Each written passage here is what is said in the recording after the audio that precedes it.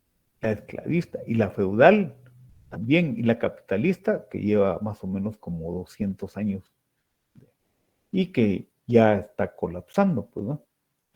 Y por último les expongo acá, perdón, les expongo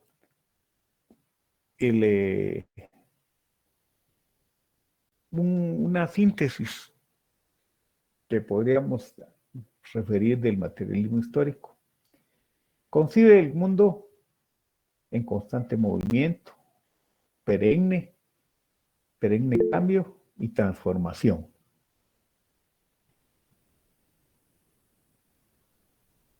La otra es que se encuentra la dialéctica, ley de la unidad y lucha de contrarios, ley de la transformación de cantidad en cualidad y ley de la negación de la negación. El materialismo histórico aquí por eso constituye una síntesis, ¿eh?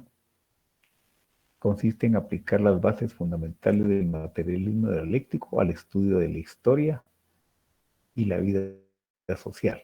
Su tesis fundamental se declara así: el ser social determina la conciencia social. Entonces,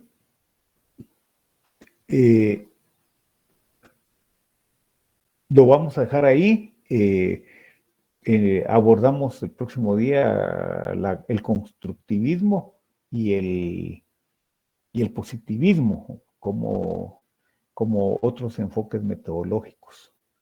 Y no sé si hay algún comentario. No lo dejamos aquí porque ya unos compañeros ya me hicieron la señal de la T. Si ¿Todo no, claro, sí, gracias, Diego. Sí, No, licenciado, todo claro. Feliz tarde. me alegra mucho y les agradezco. Feliz tarde, Lick. Feliz tarde. Que la pasen bien y nos Feliz vemos tarde, el Lick. próximo día. Que la pasen bonito, sigan en sus clases. Gracias, licenciado. Que tenga feliz tarde. Feliz tarde.